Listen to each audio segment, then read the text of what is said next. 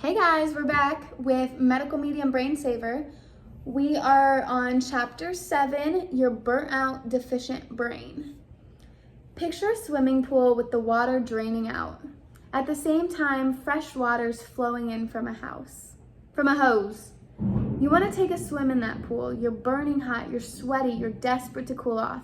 Yet the water's draining out of the pool faster than it's filling up. That's how it works when supplies can't reach our brain faster than our brain is using them up. If nutrients, phytochemical compounds, antiviral compounds, antibacterial compounds, macro minerals, trace mineral salts, vitamins, glucose, electrolytes, coenzymes, alkaloids, antioxidants, anthocyanins, I don't know how to say that, anthocyanins, I don't know, polyphenols, and neurotransmitter chemicals leave the brain faster than we put them back into the brain. How can our brain function optimally? This is the foundation of burnout. Supply and demand, deficiencies, and burnout have more to do with each other than anyone knows. The burnout scapegoat. The conventional medical industry loves to avoid real problems, the true issues that are causing people's chronic illness. They would love to pass the burnout concept along, identifying anything and everything that comes in as burnout. And yet, at a certain point in time, people just don't want to hear the cause of their problems is burnout anymore. In the same way it gets old hearing that your health struggles are because of your genes. People want real explanations. Since medical research and science don't yet have real explanations for chronic illness, burnout serves as a good scapegoat, a free pass. Burnout is very much real. What truly is and how it works, that's what's missing from the medical explanation. Alternative medicine still believes that autoimmune disease is the body attacking itself, a concept it adopted from conventional medicine that was and still is a theory. Both alternative and conventional medicine believe, in essence, that autoimmune is your fault. Burnout is another term for it being your fault. The implication is that you're just weak. You can't handle the heat. You need to take a vacation. You're inferior. We see that in how others treat us too. You're burnt out. Let's get someone else in to do the job. They're not affected by burnout. They're stronger than you. Damn, are people really saying that? Shit. I'd be like, excuse me? Man, can you say it in a nicer way? Like, God dang. I believe it though. Here's what the journey of burnout diagnosis can look like. Why am I sick? What's wrong with me? Where do I need to go? Oh, phew. It's all in my gut. But I'm not better yet. So what's wrong with me? I tried all your gut stuff. I did the brain scans. I did the MRIs. I'm on my 5th doctor, this problematic, and this parasite cleanse.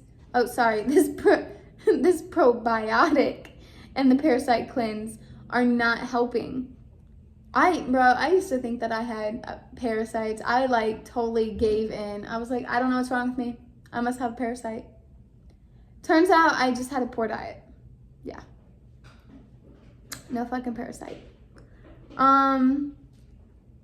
So what's really going on with me? Oh, it's burnout. Okay, I finally got an answer. Okay, hold on.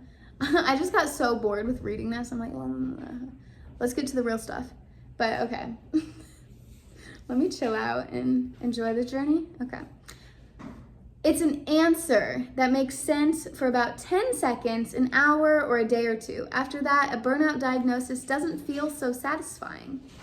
Why am I burnt out? You'll find yourself asking, how come I can't handle what everyone else can handle? If you're fortunate enough to have the resources to take a sabbatical. I don't know what this says. Sabbatical?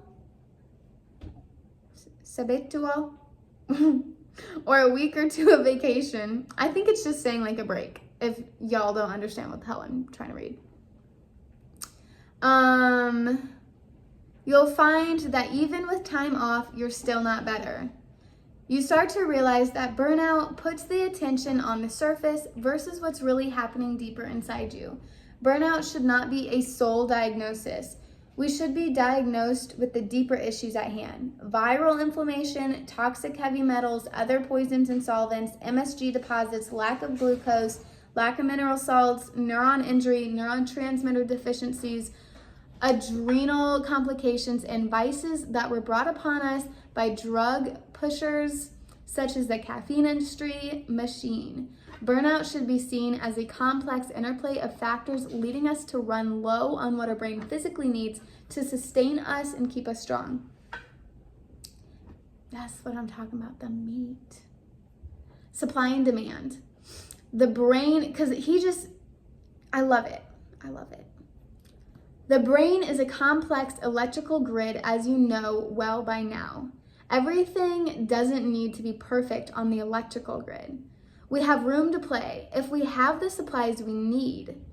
That's the key factor. We do have room to play, dabble in all the stuff, if we have the resources it needs first. We need to have the supplies, okay? Okay. What y'all doing? I always doing something when I swear to God, they be like so chill, and then I put on the camera and they're like wild. With the proper reserves, we have room to make mistakes. It's when those supplies are low, and they are low for too long, that restoring the brain with what it needs for its expert functions doesn't happen in a day or a week. That's because burnout, oh shit, I just dropped my pen.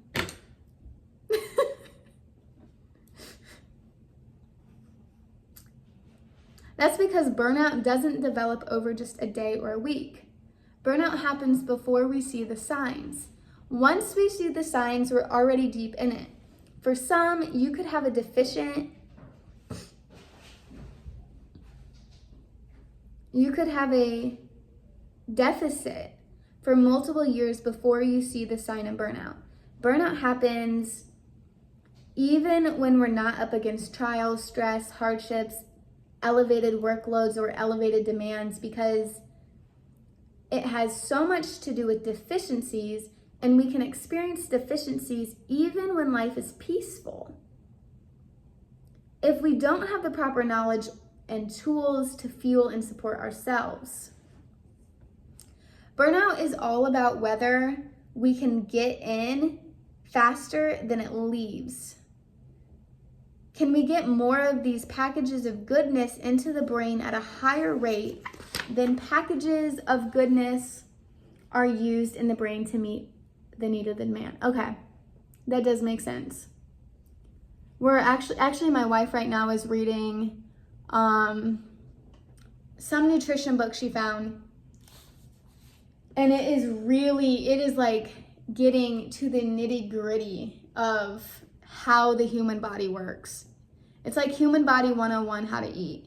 It's incredible. And well, no, not even how to eat, like how the body works when you eat.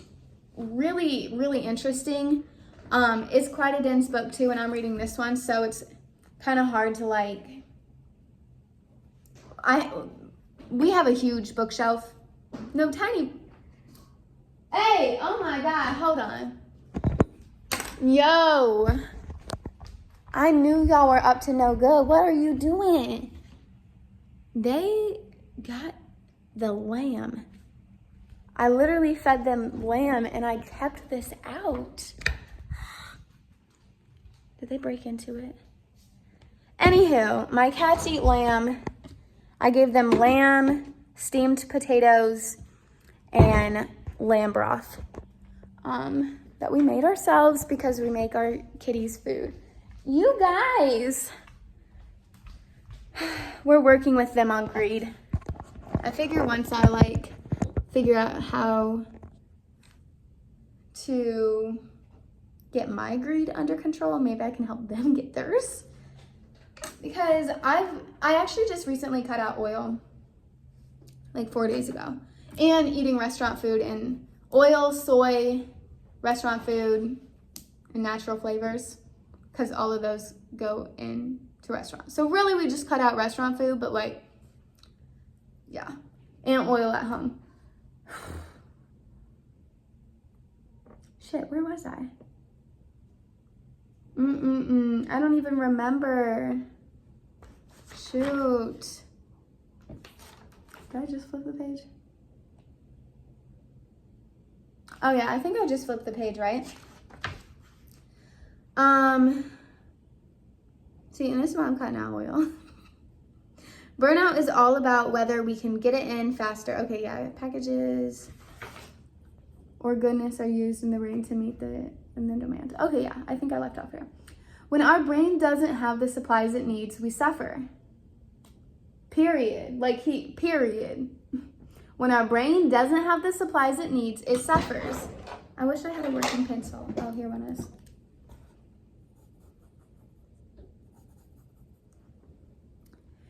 Yet, avoiding a deficient brain is not a clear-cut matter. It's not as simple as making sure we're feeding our brain what it really needs, rather than a trendy theory or idea about brain nutrition.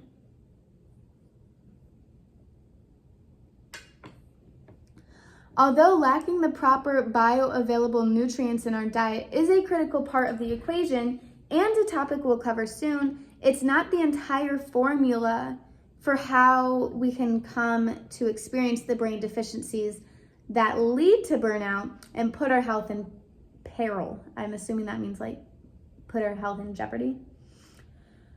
Are we supplying our brains and bodies with enough of the right components to balance out the demands of stressors? Whether these stressors are daily or sporadic, whether minor or intense, whether emotional events, physical output, deadlines, or even the flu, is our brain getting enough support to power through, recover, and replenish its reserves?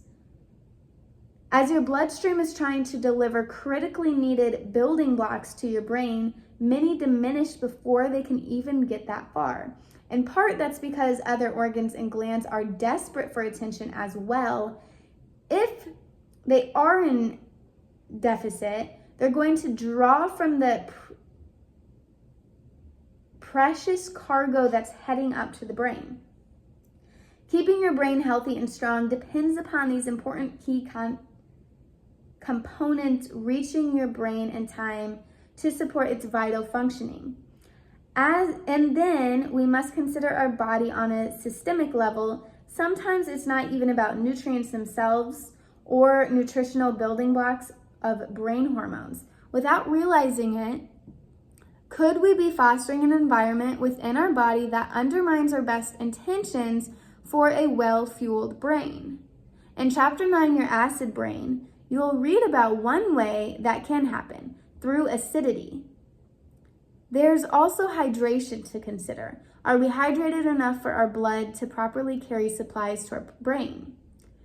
You read briefly about the perils of chronic dehydration in Chapter 5, Your Emotional Brain, and we'll get into the more details soon. There's also oxygen to consider. How oxygenated is our blood?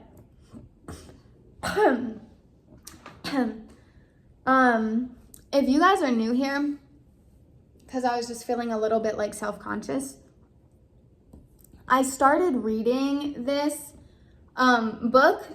Well, one, because I'm interested in the content and I kind of wanted to just share here because there's a person here on YouTube, but I forget his name. Jerome Shaw here on YouTube reads books and I just really like to listen to his books, so I wanted to do it myself. But then two, I struggle to read. I've always struggled to read. I used to struggle with reading and comprehension, and now for the most part, I can comprehend I can just comprehend what I'm reading now. But I used to struggle with stuttering, especially like while nervous. So sometimes I just feel a little bit self-conscious. Like I kind of get in my head like, Sequoia, you're this old and you still struggle. You know what I mean? Going down the comparison rabbit hole. So I just wanted to like put on here that I also wanted to start reading this book to help with my stuttering while reading, and to get kind of better speaking, just like speaking out, you know? So anywho, wanted to put that in there. Okay.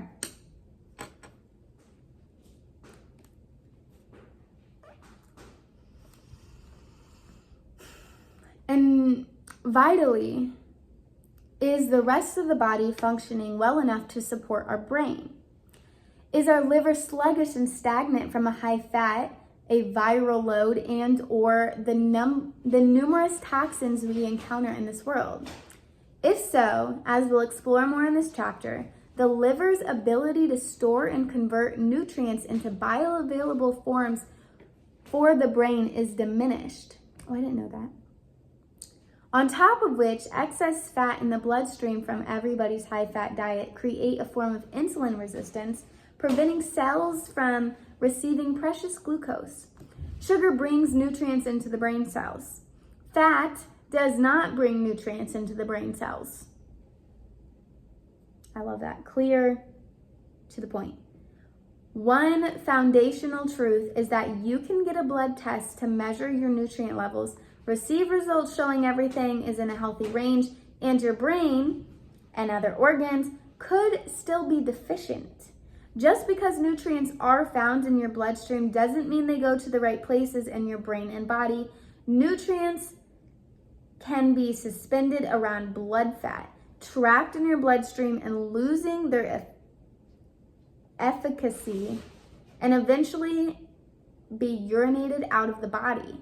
We also need to think about what else we may be doing to counteract the benefits of the good we try to bring into ourselves. For example, sodium bicarbonate or baking soda, charcoal, and clay treatments taken internally intended to treat candida with the theory that this will help the brain receive nutrients actually do just the opposite. They suffocate the intestinal lining, blocking it from absorbing nutrients that would otherwise be delivered to the brain to support its functioning. So that said, sodium bicarbonate, baking soda, charcoal, and clay treatments taken internally to treat candida with the theory that it will help the brain receive nutrients actually do the opposite. They suffocate the intestinal lining, blocking it from absorbing nutrients that would otherwise be delivered to the brain to support its functioning.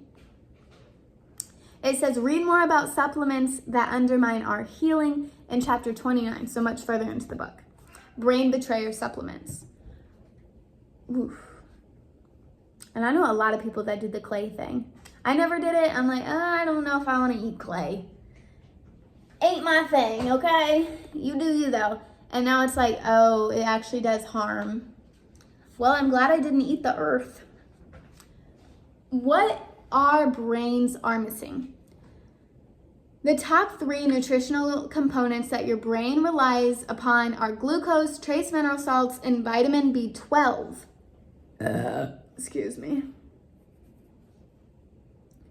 Your brain also relies upon supplies of critical brain hormones, proper hydration, specific amino acids, antioxidants, macrominerals such as magnesium and potassium, phytochemical compounds, coenzymes, alkaloids, anthocyanins, antiviral and antibacterial compounds, and polyphenols.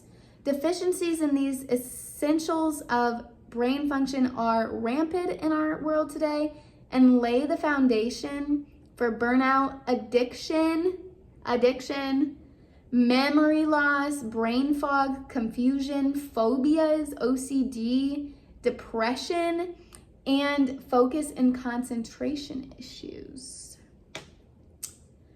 I think I still have some deficiencies. I'm only 4 years into my healing journey, and I definitely still feel like I have some deficiencies. I think those will go away. MM says I think I remember reading this, about 9 years to like kind of reverse a lot of these symptoms. So I'm well on my way.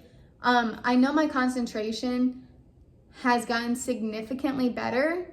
Like I wouldn't have been able to go to school, which is why I didn't go to college right after high school, because I would have failed.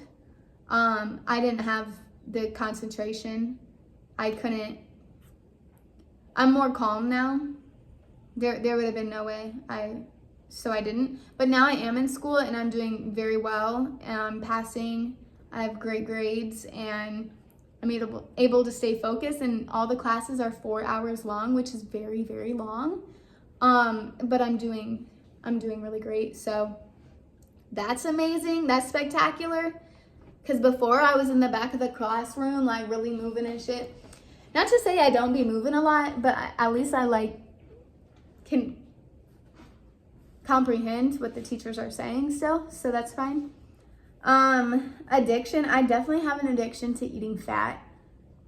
Avocado, pistachios, and peanut butter and tahini. I really like fat, but since lowering my oil naturally, or since cutting out oil naturally, my fat has decreased, which is incredible. So that's good.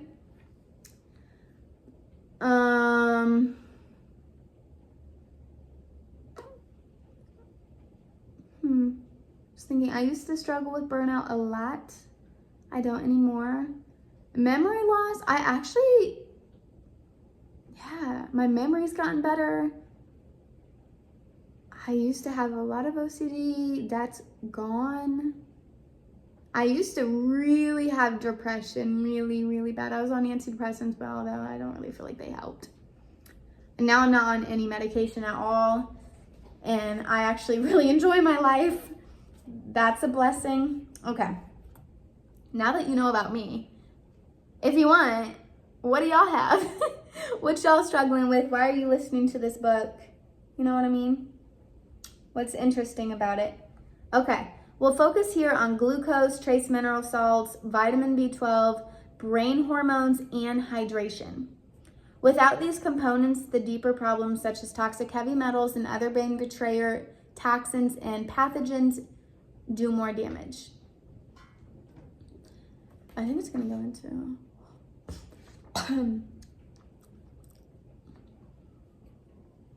I didn't bring no water. Glucose deficiencies. Glucose is a form of sugar, is not exactly a nutrient. While we can call it a nutrient, it's different from the vitamins, minerals, trace minerals, and other nutritional compounds that support our brain and body health. What makes glucose different? Glucose is an actual food source for your brain. Your brain runs on glucose. You'll read more about its crucial role in chapter 39, what your brain is made of. I think our brain is made of glucose, actually. I think my wife has read this book, and I think she said it was. Because some people have like tasted brain and they said it tasted sweet, which would make sense if it's made out of glucose. Glucose cools brain cells and brain tissue. Our brains are meant to be well stocked with glycogen storage, stored glucose. Oh yeah, stored glucose is called glycogen. As backup for when we go without ample fresh supplies of glucose for too long. All too often, our glycogen storage gets eaten away and depleted. A prime example is intermittent fasting done the wrong way, with lots of caffeine and no available glucose for hours while someone runs on adrenaline. With our glucose and trace mineral salt reserves low, our brain fire burns high because adrenaline takes over and becomes the fuel for our electrical grid. A lack of glucose reserves make us more susceptible to emotional shock on both big issues that come our way and smaller shock waves, bad news, and mild betrayal. As you saw in chapter 5, your emotional brain If we don't have enough glucose to cool down the brain when we're up against emotional struggle, our brain tissue gets scorched, leading to calloused and scar tissue. It's a pretty literal experience of burnout. Oh. Fortunately, that brain tissue can heal and recover and return. It takes the right tools, it takes time, and it takes an appreciation for how our brain really works. Trace mineral salt deficiencies. I gotta figure out this whole dry throat thing. I feel like it's relatively new. I talk all day. Is that true? Maybe it's not actually true. I literally do massage. I'm not talking. I'm gliding, flowing. I love flowing. Oh my God, I had the best massage today. Well, I gave the best massage today. I felt like.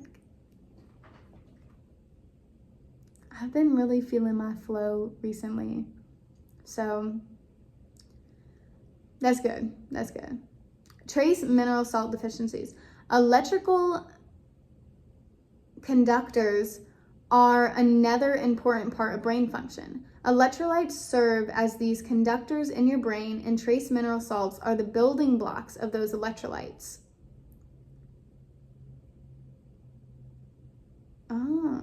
Trace mineral salts, huh? Trace mineral salts then are part of the great foundation of your brain. Trace minerals in the brain are more critical than essential fatty acids. I don't know much about essential fatty acids. I'm gonna just underline that because I want to do a little bit more research on that. Electricity can't run through brain tissue without trace mineral salts.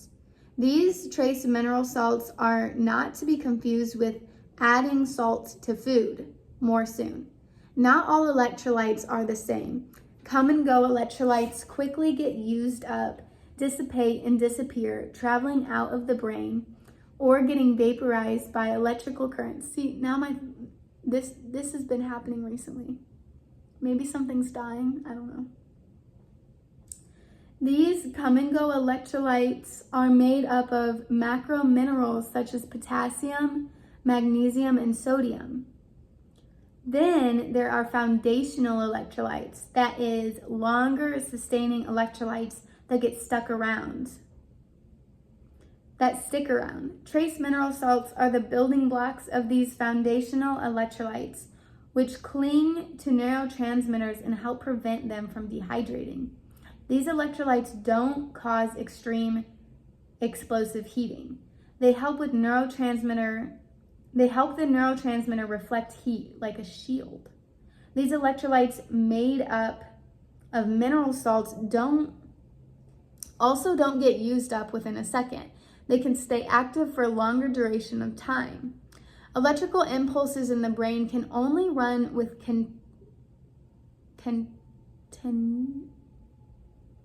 continuity.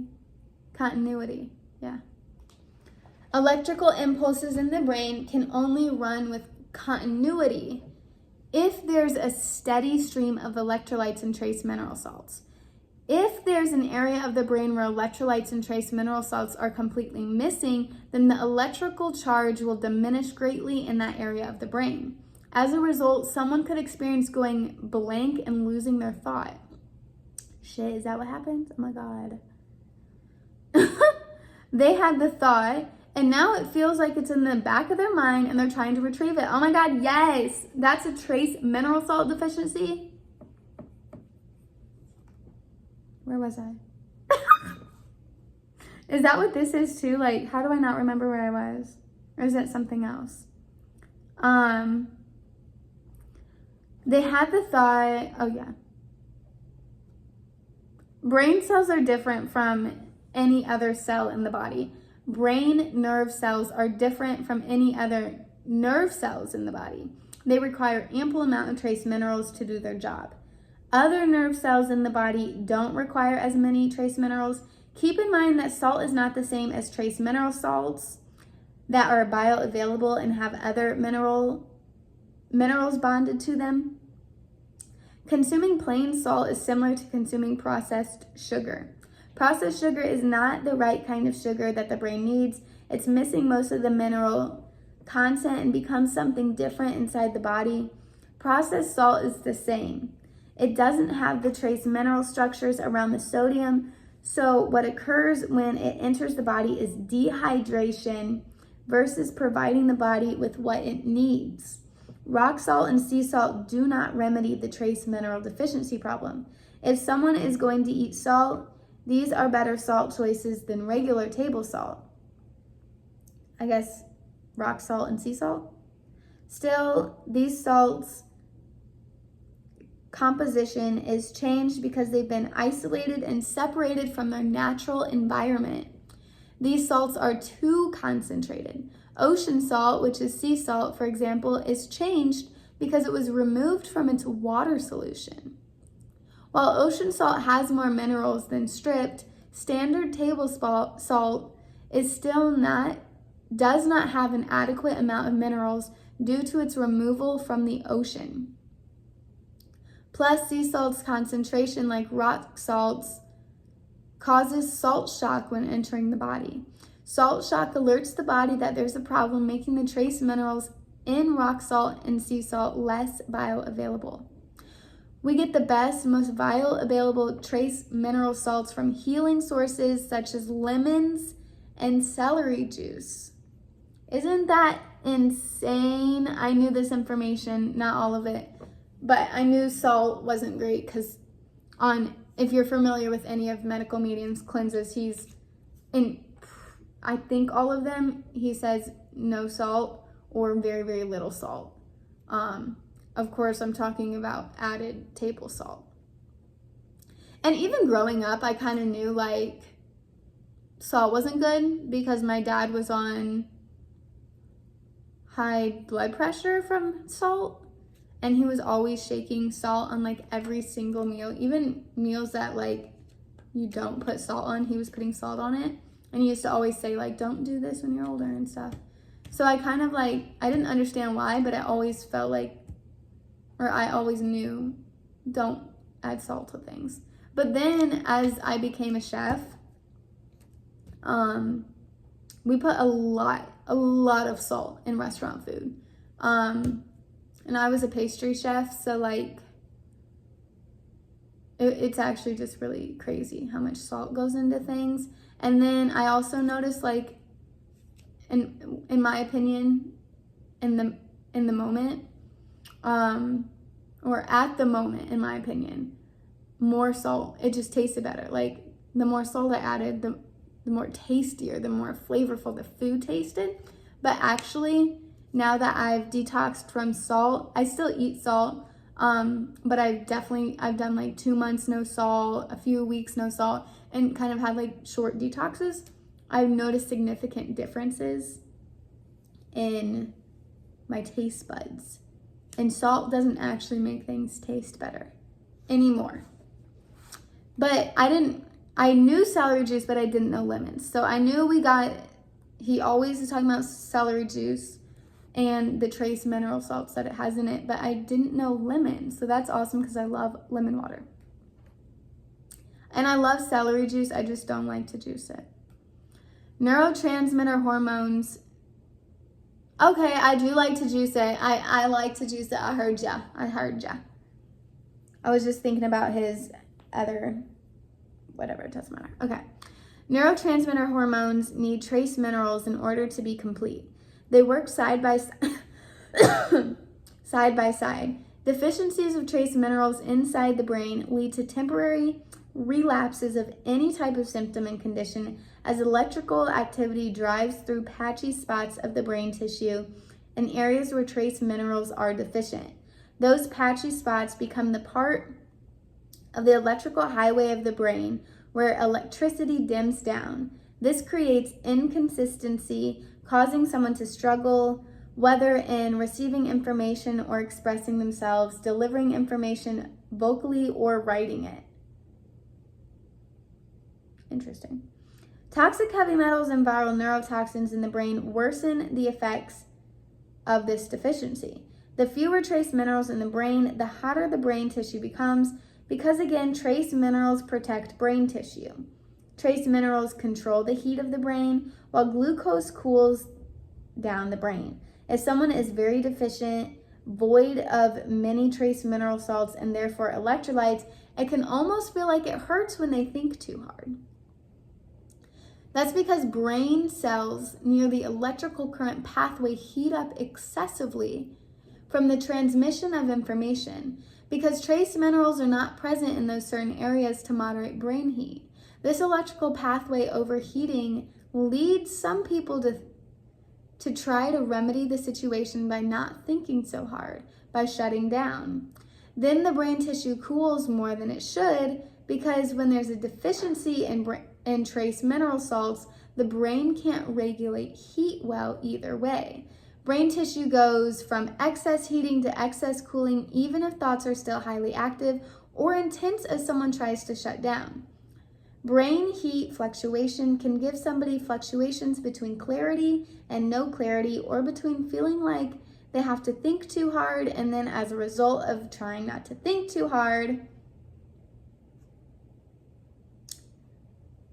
feeling out of it. Excessive heating and cooling take energy away from the electrical grid, essentially taking energy away from the brain.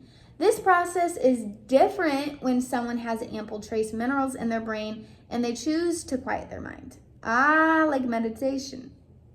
Because trace mineral salts are there to regulate heat in the brain, that person won't get a drastic fluctuation leading to excessive cooling. They'll be able to regulate their thoughts with greater ease. Okay, we'll stop there because it's getting long. Come back for part 2 of chapter 7. Peace.